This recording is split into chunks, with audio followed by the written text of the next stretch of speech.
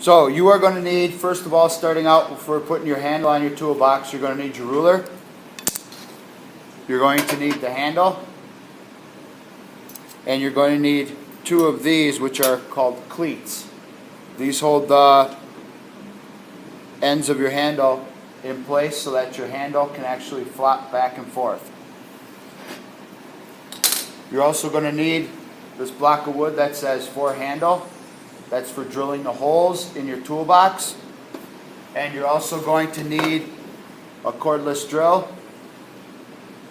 The cordless drill you're going to have to use because to make these holes, a hole punch will not fit in your toolbox. First thing we're going to do is start out with one of our cleats.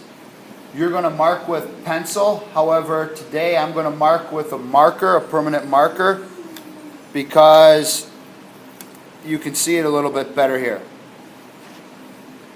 So first thing I want to do is I want to mark 4 5/8 of an inch. 4 5/8 of an inch is 10 lines past the 4.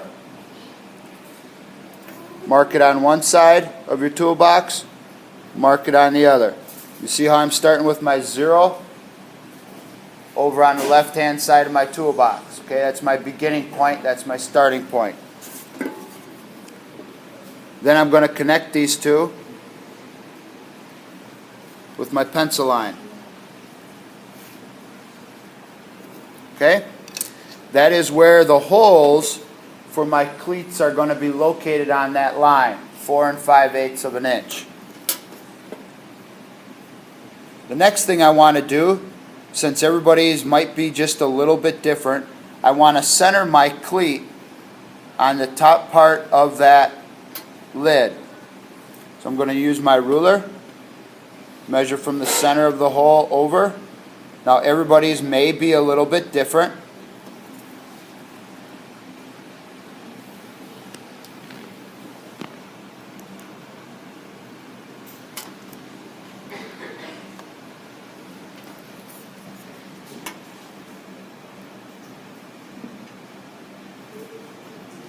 Once you have it centered, I still have my circles from the cleat going through that center line.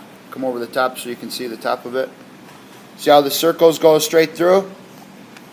Then I'm going to take my pencil and I'm going to mark my holes to locate it. Okay? Then I'm going to remove my cleat.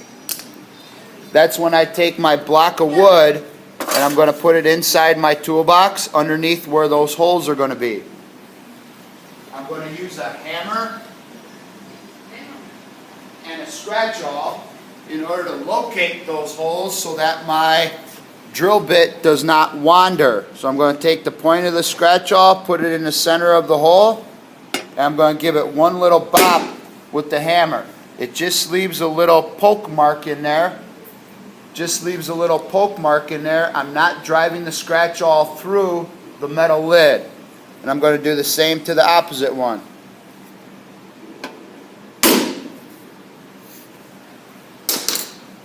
Then I'm going to take my drill with that block underneath to support the lid. I'm going to take and I'm going to drill through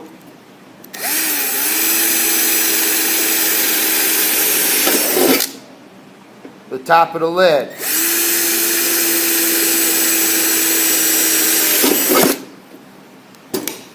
Be careful with the little metal shavings that are on there. Those are sharp as well.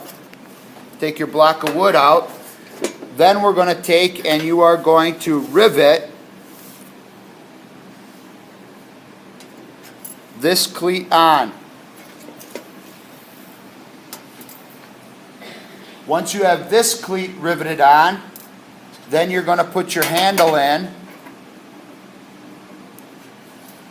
You're going to center your cleat on the opposite side. You want to make sure that your lid or your handle flips back and forth and does not come out. Then centering that cleat, you are going to mark the holes on the opposite side. The measurement for this, there is not a measurement for this. All we want is this tight enough so that the handle still moves. We want it centered, and we do not want it so that when you have this riveted on, that your handle comes out of the cleats. Does that make sense?